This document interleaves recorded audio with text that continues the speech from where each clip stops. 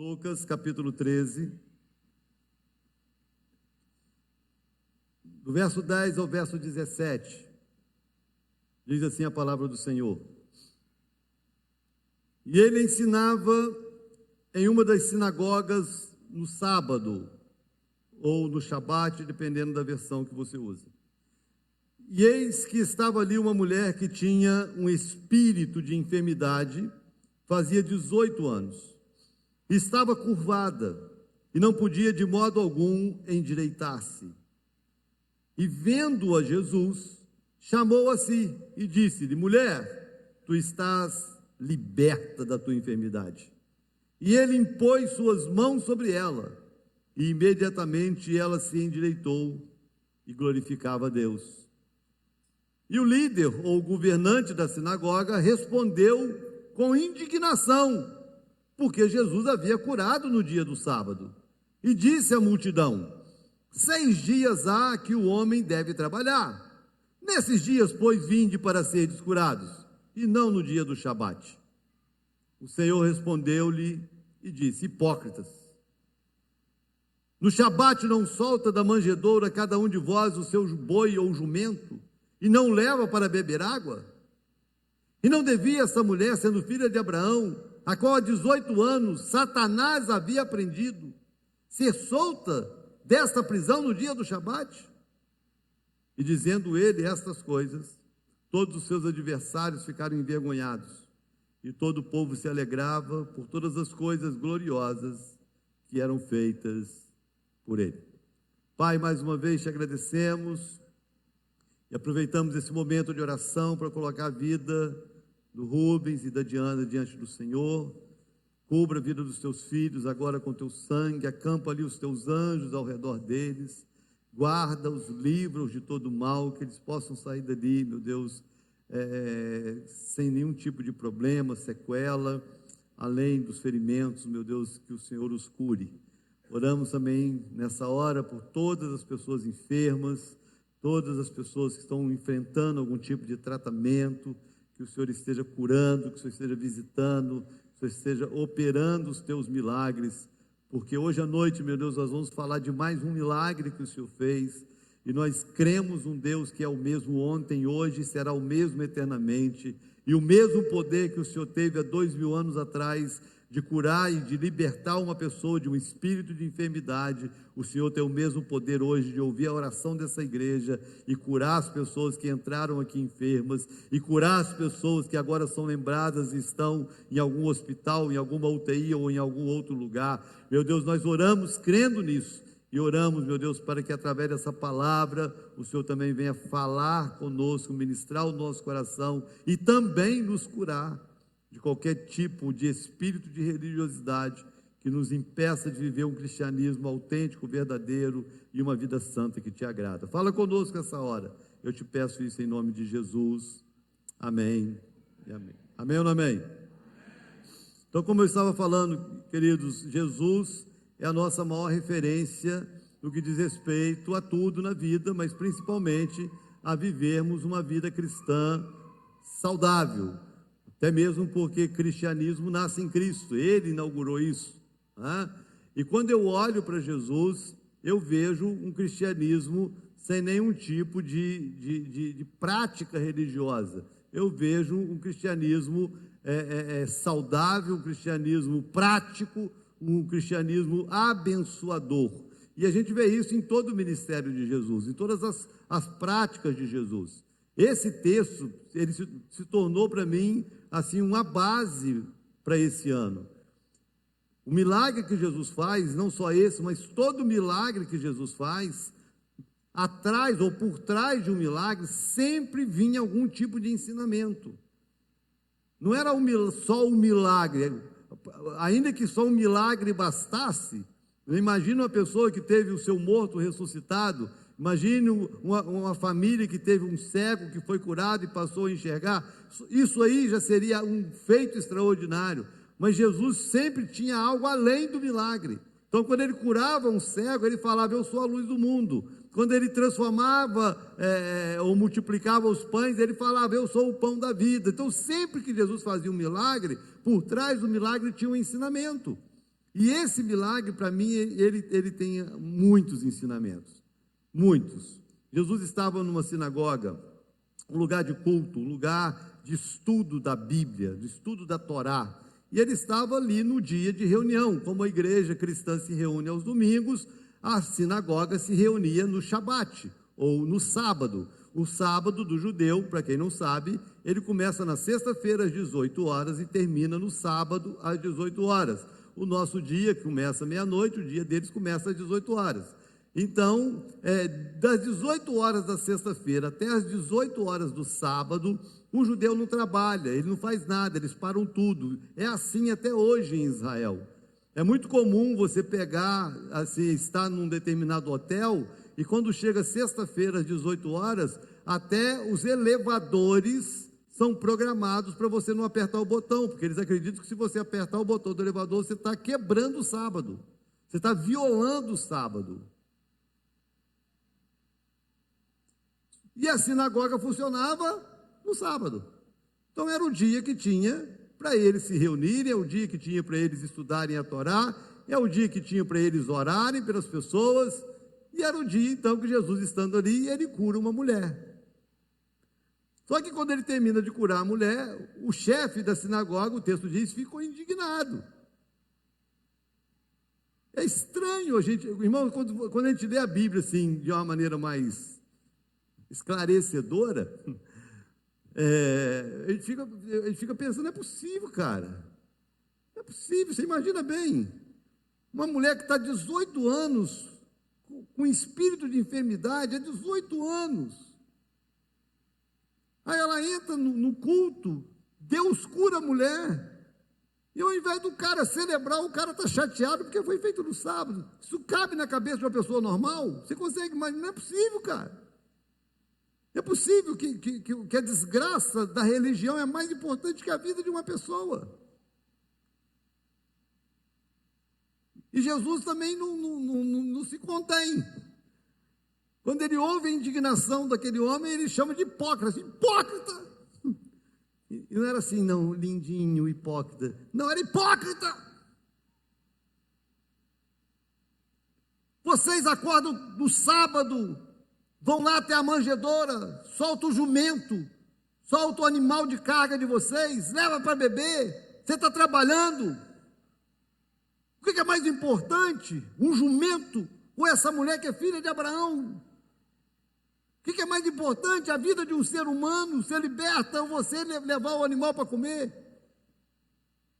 Mas a religião, ela tem o poder de cegar as pessoas e de inverter os valores na cabeça das pessoas, de fazer com que coisas que não têm valor se tornem muito importantes e aquilo que de fato tem importância não tenha valor algum. A religião tem esse poder de corromper a mente das pessoas, de perverter os valores das pessoas, de fazer com que coisas se tornem mais importantes que pessoas. Mas o cristianismo, irmãos, o mais importante são vidas. Nada era mais importante para Jesus do que vidas. Uma certa vez, no Shabat, os discípulos passando por uma seara, com fome, colheram algumas espigas. Aí os religiosos ficaram indignados. Não é lícito colher espiga no sábado. Aí Jesus tinha uma paciência tremenda, né? Aí Jesus falou assim, eu sou Senhor do sábado. Vocês não leram? Aí ele vai explicar, Jesus tinha essa paciência. Vocês não leram o que fez Davi, que quando estava com fome, comeu o pão da proposição, que só o sacerdote podia. Vocês não leram isso? Não está na lei de vocês, não está no livro, está lá. Vocês não leram? O que é mais importante? É o sábado ou matar a fome da pessoa? Porque o homem não foi feito para o sábado foi feito para o homem. Vocês inverteram a ordem. O homem é mais importante que o sábado. Curar essa pessoa aqui é mais importante que o sábado, do que guardar a religiosidade de um dia. Enfim, Jesus cura essa mulher. Só que não era um milagre qualquer. Como eu disse, todo milagre tem uma lição. Essa mulher andava encurvada.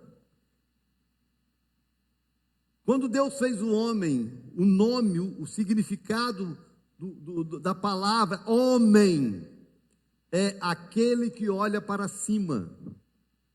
Quando Deus fez o homem para olhar para Deus. Nós fomos feitos para olhar para o alto. Deus nos fez com esse propósito de mantermos relação com o céu. Por isso fomos feitos à sua imagem e semelhança. Por isso que Deus todos os dias descia na viração do dia para estar com Adão. Deus nos fez para ter relação com Ele, relação com o céu. E essa mulher não podia, ela só olhava para baixo. Então era muito mais do que uma cura física, era restituir a essa mulher o direito de olhar para Deus de novo. Até mesmo porque ela estava escrava, Jesus fala que ela estava escrava por Satanás, o diabo escravizava essa mulher e a encurvava. Jesus a cura e promove na vida dela o direito de voltar a olhar para Deus. Quando eu olho para esse milagre, eu vejo Jesus vivendo esse evangelho da reconciliação, sendo esse instrumento que a palavra de Deus fala a respeito dele. A Bíblia diz que Deus estava em Cristo, reconciliando consigo mesmo o mundo. E é esse o papel da igreja. Essa é a responsabilidade da igreja. A igreja não está aqui para julgar as pessoas. A igreja não está aqui para condenar as pessoas. A igreja está aqui para reconciliar as pessoas com Deus. Para mostrar para o mundo o caminho para poder olhar para o alto. Nós precisamos ser essa igreja da reconciliação. A igreja responsável em salvar o perdido. Viver esse evangelho pleno. Jesus nos ensina isso nesse milagre. Eu queria compartilhar com você mais uma vez essa palavra, para alguns talvez a primeira vez, mas se você está ouvindo a segunda ou a terceira, tenha paciência, talvez Deus queira falar algo novo mesmo para você. O que é que nós precisamos para a gente anunciar esse evangelho da reconciliação? Primeira coisa que nós aprendemos, quando Jesus faz o milagre, é que nunca é tarde para alguém alcançar essa reconciliação, nunca é tarde. Essa palavra para mim, ela está tomando uma conotação assim, muito séria e desafiadora. Muito. Porque eu, como talvez a maioria de nós, não somos longânimos, como Deus é longânimo. A Bíblia diz, a Bíblia nos ensina, a Bíblia nos apresenta um Deus longânimo. Até mesmo que se Deus não fosse longânimo, nenhum de nós estaríamos aqui. Não é verdade? Porque a maioria de nós não temos a paciência, às vezes, de perdoar a pessoa que errou com a gente a mesma coisa 300 vezes. E Jesus nos perdoa tanto quanto tempo de vida nós temos. Deus é longânimo. E a nossa tendência, muito humana, é desistir quando determinados problemas, determinadas situações ou determinadas pessoas chegam a um certo nível da gente achar que não tem mais jeito. E a gente desiste. Nós temos uma tendência, irmãos, de selecionar aqueles que nós achamos que devem ser alcançados e salvos. Você quer ver a prova disso? Que quando a gente fala assim, nós vamos orar, você vai escolher 5 nomes para você orar. 5 pessoas que você quer, assim, que Jesus salve esse ano. Se Deus te der 10 nomes, você vai eliminar. Não, esse aqui não. Esse aqui não, porque esse aqui é muito difícil. Esse aqui não, porque esse aqui é muito complicado. Esse aqui não, porque esse aqui tem o coração muito duro. Nós selecionamos assim, porque talvez algumas pessoas você já tenha insistido com elas, e elas não deram a resposta que você queria, e você desistiu. O tempo passou, isso aí não tem mais jeito. Para mim, uma das piores respostas que a igreja dá é quando chega para alguém e diz: não tem mais jeito. Porque não é assim que Jesus olha. É muito tremendo quando a Bíblia traz detalhes dos milagres. Quando Jesus cura a mulher do fluxo de sangue, que a Bíblia diz que tinha 12 anos que a mulher padecia de um fluxo de sangue. Aqui, de uma mulher encurvada há 18 anos. A Bíblia traz 18 anos encurvada, 18 anos escrava de um espírito de enfermidade. E é terrível, porque o texto diz que ela era uma filha de Abraão. Ela fazia parte da sinagoga.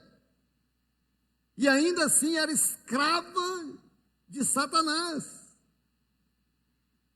E há 18 anos. Possivelmente ela já estava habituada ao problema dela. Possivelmente ela já olhava para o problema dela dizendo: é assim mesmo, não tem mais jeito. Possivelmente a sinagoga, a igreja, os líderes, as pessoas que conviviam com ela, já conviviam sabendo: é assim mesmo. Mas não é essa a visão do Evangelho da reconciliação. Jesus olha e não quer saber se tem 1 ano, se tem 2, se tem 10, se tem 50. É possível mudar. É possível salvar. É possível transformar a história de qualquer um. Não importa o quanto tempo tenha passado. Não importa o nível de gravidade que o tempo tenha provocado no problema. Não importa o quão afastado essa pessoa esteja. A igreja precisa continuar sendo a igreja da reconciliação, acreditando que nunca é tarde para Deus transformar a vida de alguém. Nunca é tarde para Deus mudar uma história. Nunca a situação é tão grave que Deus não possa reverter. Nunca. Se a gente fosse avaliar aqui questões médicas, científicas, enfia na cabeça de um fisioterapeuta uma pessoa que está 18 anos dobrada e de repente ela começa a andar normal. Enfia isso aqui na cabeça de um ortopedista. Eu lembro que eu fui fazer o exame, já falei isso para a igreja algumas vezes. Eu fui fazer um exame, o pessoal fica: por que sua roupa fica torta? Porque eu sou torto. Eu fui diagnosticado dessa forma. Eu fui no ortopedista. Ele fez aquele raio-x de corpo inteiro, aí colocou aquele raio-x grandão assim na parede, na luz lá, e ele olhava para o raio-x, mandou tirar a camisa, mandou ficar de lado, mandou ficar de frente, mandou ficar de lado, mandou virar para o outro lado, mandou ficar de costas, e olhava para o raio-x, e olhava para mim, aí falou assim: o senhor não está torto não, o senhor é torto. Querer te consertar é igual querer colocar bambu em árvore velha. Tem jeito não. Aí você imagina, uma mulher curvada, 18 anos, você falar com o fisioterapeuta, falar com o ortopedista, essa mulher simplesmente levantou e saiu andando, sem fisioterapia, sem tratamento, porque para Deus não tem explicação científica. Para Deus não tem explicação espiritual. Quando Deus age, Deus age. Quando Deus faz, Deus faz. Nós não temos o direito de condenar ninguém ao fracasso, porque a nossa responsabilidade é anunciar um evangelho que restaura. Enquanto tiverem pessoas que precisam olhar para cima, nós precisamos anunciar o evangelho que leva as pessoas a olhar para cima. Esse é o nosso papel. Segundo que eu aprendo, para ser essa igreja que anuncia o evangelho da reconciliação, além de não olhar o tempo, nós precisamos entender a realidade e a necessidade das pessoas. Para mim, o detalhe desse texto, irmãos, ele é tremendo, porque muitas vezes as pessoas procuravam Jesus. Eu citei aqui o caso da mulher do fluxo de sangue. Quem não conhece essa história, em algum momento você vai ouvir uma pregação aqui falando sobre ela, ou você pode procurar na sua Bíblia, e você vai encontrar uma mulher que sofria de um fluxo de sangue. Ela tinha uma menstruação crônica há 12 anos. Ela menstruava direto há 12 anos. E ela gastou todo o dinheiro que ela tinha, todos os bens que ela tinha com o médico, ela não conseguia resolver o problema dela. Um dia, Jesus estava passando pela cidade dela, ela ouviu falar. Ela ficou sabendo: Jesus está passando aqui. Ela já tinha ouvido os comentários das vidas que Jesus havia curado, das pessoas que Jesus havia liberto. e ela colocou no coração dela: se eu apenas tocar na orla da sua veste, eu vou ser curada. E ela sai pelo meio da multidão, toca na orla de Jesus e ela é curada instantaneamente. Então era muito comum pessoas que sabiam que Jesus estava passando ir até Jesus para serem curados. O cego Bartimeu, Jesus passando pela estrada, e falaram para ele: é Jesus. Ele começa a gritar: Jesus, filho de Davi. Ele chama atenção, ele quer Jesus. Essa mulher não, ela só conseguiu olhar para baixo. Não foi ela que viu Jesus, foi Jesus que viu essa mulher. Foi Jesus que olhou a necessidade dela. E esse talvez seja um dos grandes desafios dessa igreja, porque essa igreja, irmãos, é uma igreja acolhedora. Nós somos uma igreja acolhedora. Nós podemos sim falhar, às vezes falhamos com pessoas que vêm nos visitar. Se alguma vez você entrou aqui e não foi bem recebido, eu quero te pedir perdão, essa não é a nossa característica. Nós somos a igreja que acolhe, nós somos a igreja que tem prazer em receber pessoas, nós somos a igreja carinhosa, nós amamos receber pessoas. Isso é um perfil nosso. Nós temos líderes aqui que são extremamente dedicados em cuidar de pessoas, que cuidam com amor, que cuidam com zelo, que cuidam mesmo, que choram juntos, que estão juntos. É uma característica da igreja. Uma igreja que está sempre de braço aberto para receber quem chega, para acolher, fazer com que você se sinta em casa, para fazer com que você se sinta em família. Isso é uma característica nossa. Nós procuramos viver isso. E eu espero que a gente consiga crescer e melhorar nisso. Nós podemos ser ainda melhores. Agora, esse texto me desafia que a igreja da reconciliação não é só aquela que abre os braços para quem chega, mas é a igreja que olha o necessitado, que olha a necessidade da pessoa, independente de ela estar buscando isso ou não. Não é essa mulher que vai em direção a Jesus, é Jesus que vai na direção dela. Não é ela que vê em Jesus, não é ela que vê em Jesus a solução, é Jesus que sabe que tem a solução e vai na direção dela. A igreja da reconciliação precisa ser essa igreja que se move em direção ao necessitado. Vou pedir que segurem as crianças, por favor, irmãos. Me ajudem aí, diáconos, por favor.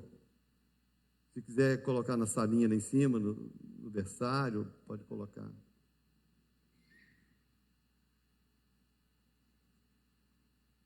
Então, a igreja da reconciliação, irmãos, é essa igreja que entende a realidade e a necessidade das pessoas.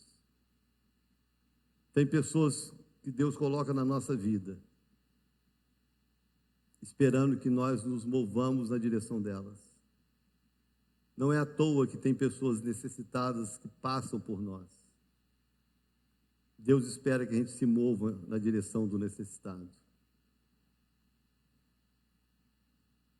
Terceiro,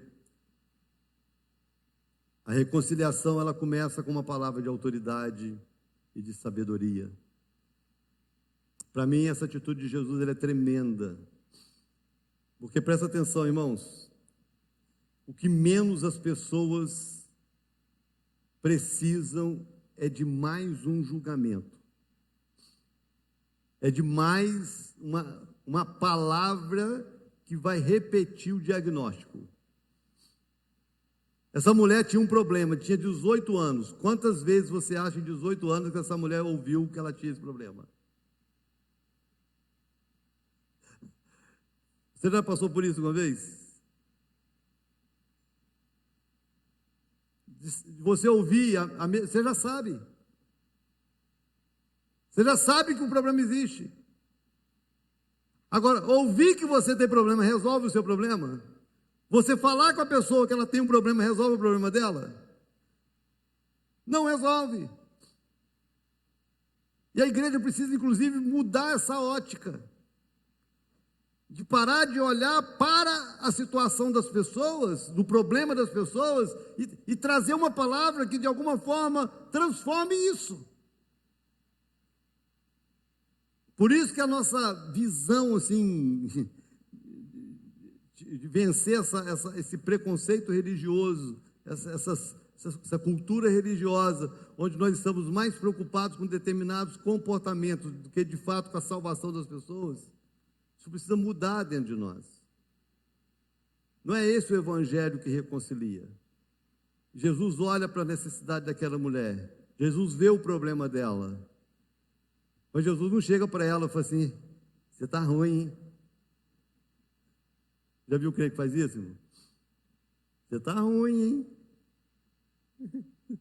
Você está curvado, seu retardado. Já sabe, irmão. Isso aí ela já ouviu 500 vezes. Jesus olha para ela e fala assim: seja livre do seu mal. Não importa como você chegou, importa como você vai sair. Não importa como você está, uma palavra, irmãos, pode mudar a história, a trajetória de quem te ouve. Tem pessoas que estão assassinando, a Bíblia diz, irmãos, a vida e a morte estão no poder da língua. Tem pessoas que estão assassinando a sua própria casa. Tem pais que estão matando os seus filhos. Marido que está matando a esposa, esposas que estão desgraçando a vida do marido, porque só abre a boca para destruir o outro. Só abre a boca para detonar o outro. E existe um evangelho, irmãos, desgraçado sendo pregado, um evangelho de condenação. Você é um pecador miserável, você vai para o inferno. Irmãos, isso é um fato. Você anunciar isso vai mudar a vida da pessoa? É isso que essa pessoa precisa? Ou essa pessoa precisa de uma palavra que de alguma forma desperte que ela tem algum valor para Deus, que tem jeito para a vida dela? Ela é sim uma pecadora que precisa de arrependimento. Mas qual é a palavra que vai levar essa pessoa ao arrependimento? Qual é a palavra que vai despertar nessa pessoa algum sentido de que ela é preciosa para Deus apesar de estar do jeito que está? De que ela é amada por Deus apesar dela estar vivendo o que ela está vivendo? Então Jesus, ele não traz mais uma palavra para condenar a curvatura da mulher, ele traz uma palavra que venha curar a mulher. A igreja precisa ter nos seus lábios uma palavra que cura aquele que nos ouve. E isso precisa ser uma prática que começa na nossa casa. Presta atenção nas palavras que você libera na sua casa, presta atenção nas palavras que você libera para um amigo. Presta atenção, porque uma palavra pode salvar alguém e uma palavra pode matar alguém. A igreja da reconciliação, ela tem essa palavra que salva. Mulher, estás livre da tua enfermidade. Essa é a palavra. Você está livre. Você pode sair daqui hoje livre do seu pecado. Você pode sair daqui hoje livre da sua cadeia. Você pode sair daqui hoje livre da sua prisão. Você pode sair daqui hoje e dormir em paz. Você pode sair daqui hoje livre da sua depressão. Você pode sair daqui hoje livre da sua ansiedade. Você pode sair daqui hoje livre da sua angústia. Você pode sair daqui hoje com a vida nova. Posso ouvir um amém? Pode. O Jesus que cura está aqui. E nós precisamos levar essa palavra na nossa vida todos os dias. Eu tive experiência de família. Eu fui visitar um tio que estava em estado terminal. E eu entrei na UTI, uma das cenas mais difíceis que eu vi, ele com cabeça aberta, um câncer no cérebro, já de fato em estado terminal. E tinha assim, nós estávamos visitando a minha tia, uma pessoa muito querida, que a gente tem assim, um carinho muito grande. E tinha outras pessoas da família com a gente. E ele entrou também, essa outra pessoa entrou e viu também o quadro. Quando nós saímos, fomos conversar com a minha tia. Você imagina uma esposa, poxa, apaixonada, dependente do marido a vida inteira, sei lá, 30 e tantos anos, 40 anos de casado, e ver um marido naquele quadro e tal. Aí essa pessoa que entrou comigo falou assim: ó, tia, se prepare porque não tem mais jeito não.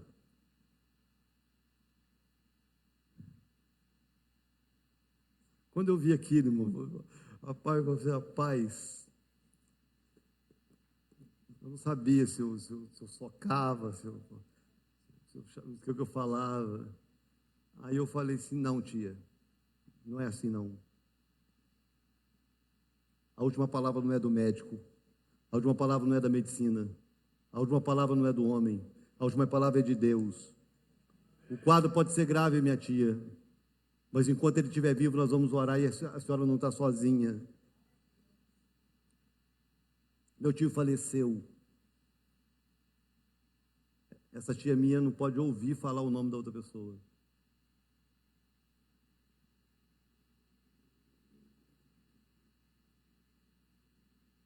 Uma palavra, irmãos, pode salvar ou pode matar alguém. Vence essa malignidade de ser o profeta do caos na vida dos outros, de só anunciar coisa ruim. Sua boca não tem que estar aqui para anunciar coisa ruim. Tem uns maridos, irmãos, que eu vou te falar uma coisa, parece que os caras bebem xixi quando acordam, não é possível, cara.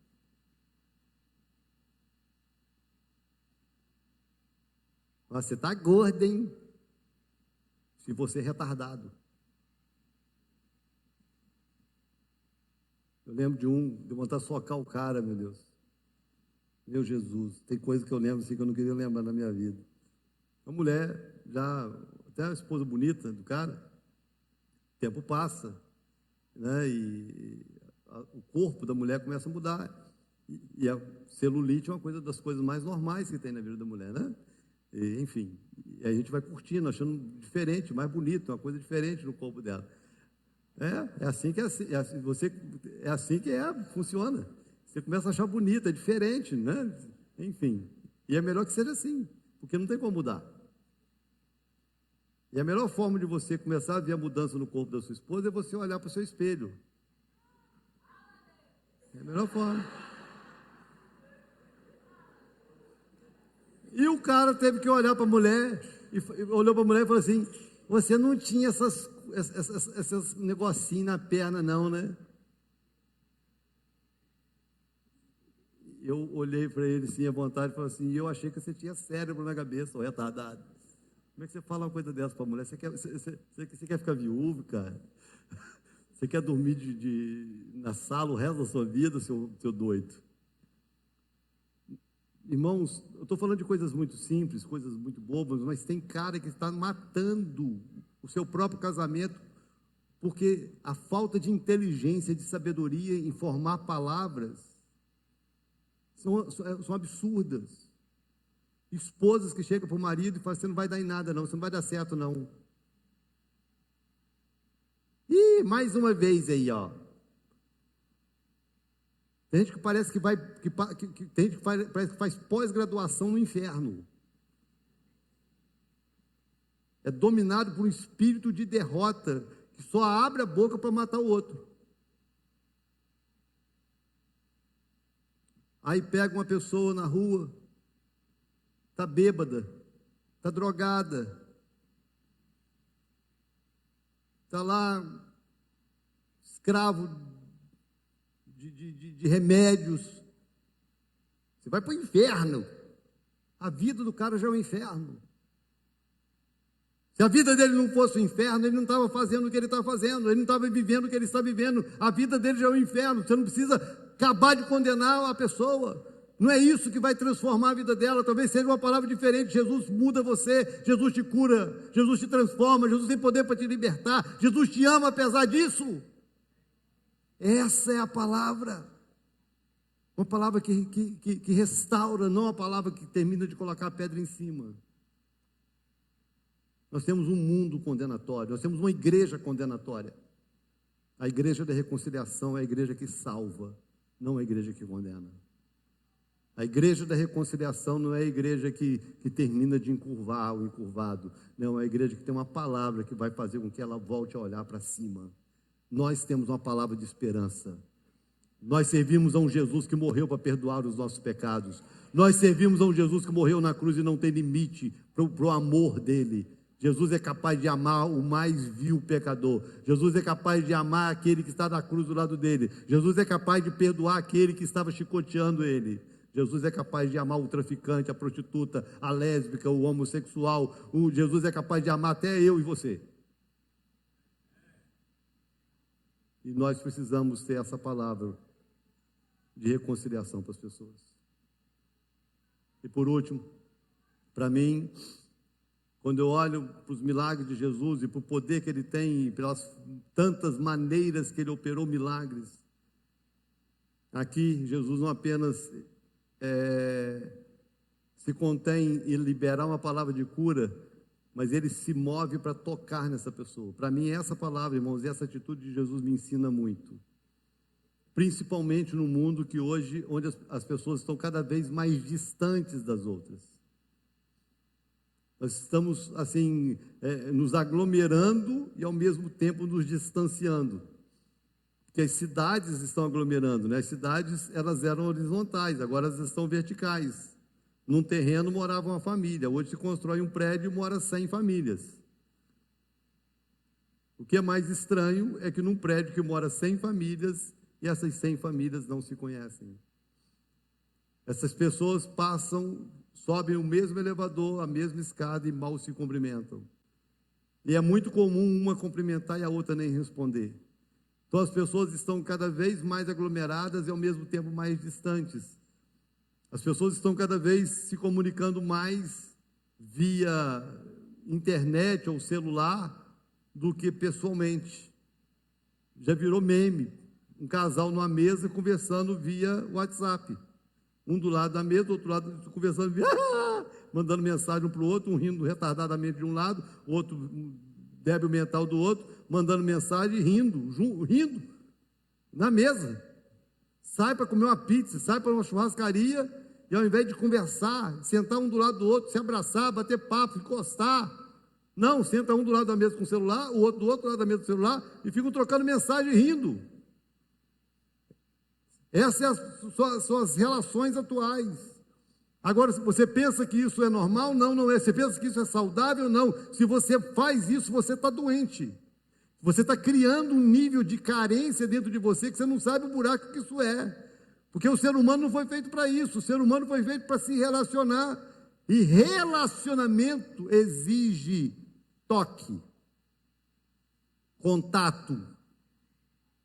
Já ouvi de líderes, eu não gosto assim de muita gente. Então não seja líder. Porque uma das coisas que Jesus mais fazia era andar no meio de multidão de gente apertando ele.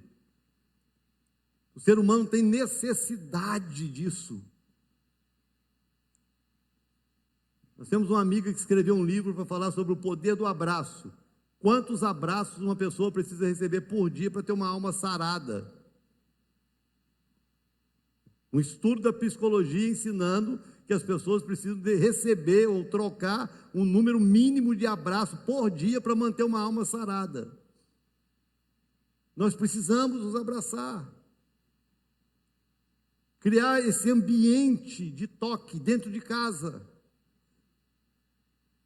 Maridos que às vezes só tocam a esposa no momento do sexo. Não tem carinho, não tem afago, não tem relacionamento.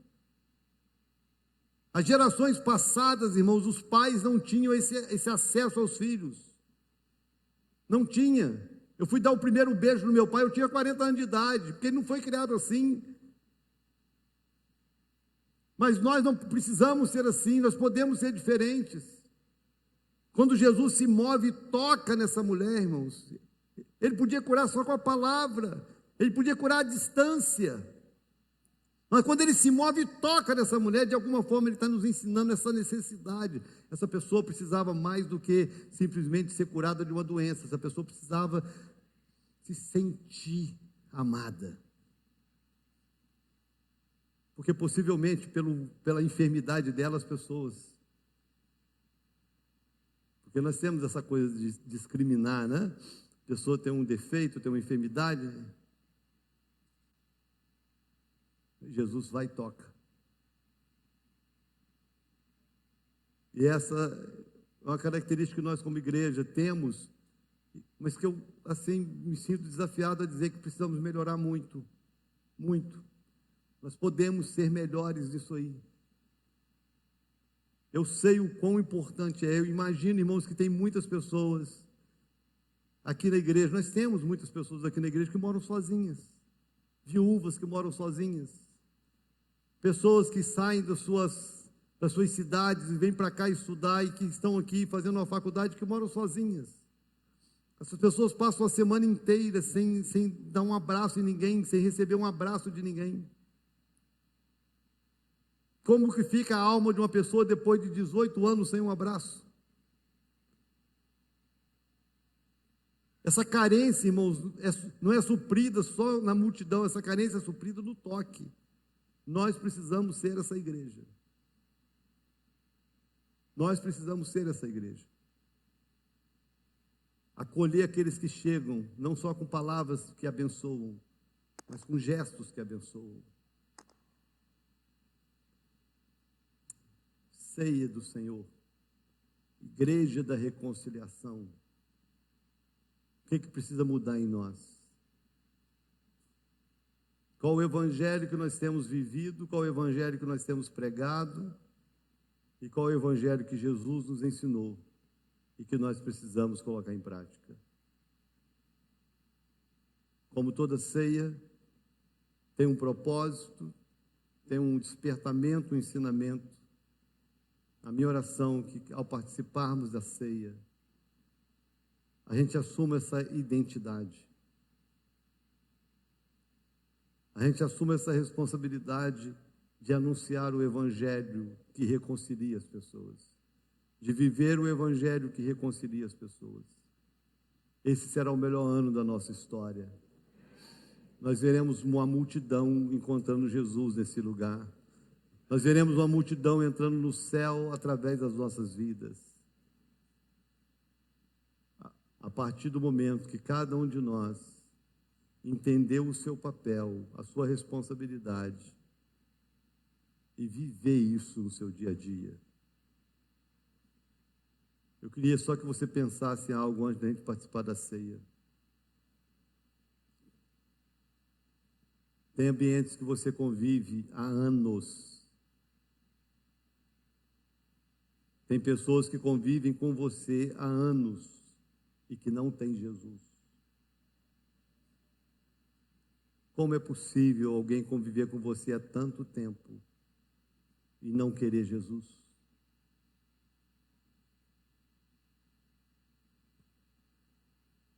Como isso é possível?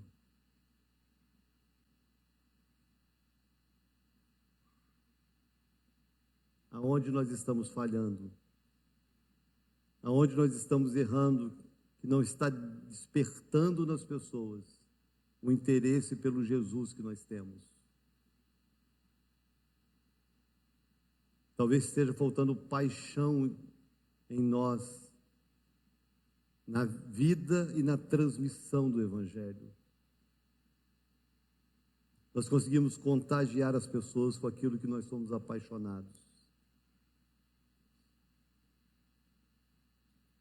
Quando você gosta muito de uma música, você não tem dificuldade de compartilhar com alguém. Ouve aqui. E influenciar uma pessoa a ouvir uma música porque você se apaixonou pela música. Quer ver um barato, é o tal de avô.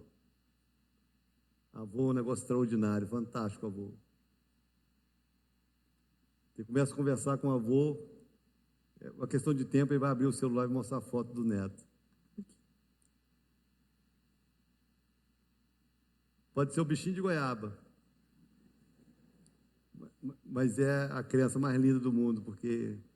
E você fica assim, encantado, porque é a paixão dele, é o neto. E nós conseguimos contagiar as pessoas com aquilo que nós somos apaixonados. Nós não estamos conseguindo contagiar as pessoas com Cristo, porque está faltando paixão em nós.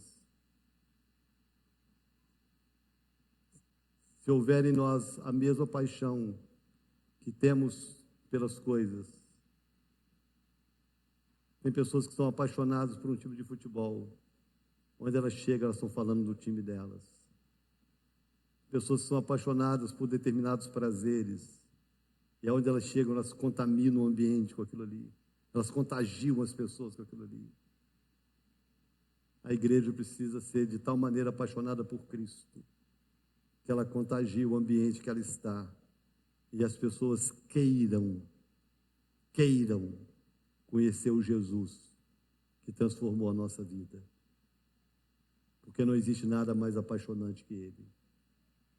Se você convive com pessoas há anos e nunca conseguiu levar essas pessoas a Cristo, você pode achar que o problema está nas pessoas, mas possivelmente o problema está no seu cristianismo.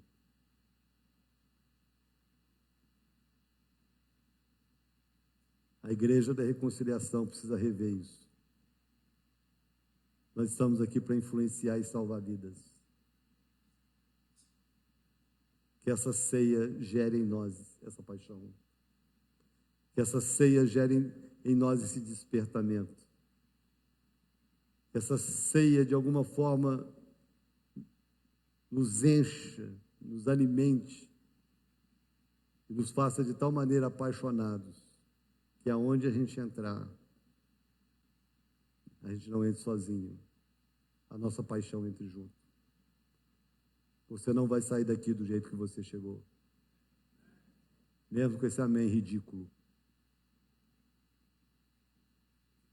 Você não vai sair daqui do jeito que você entrou neste lugar.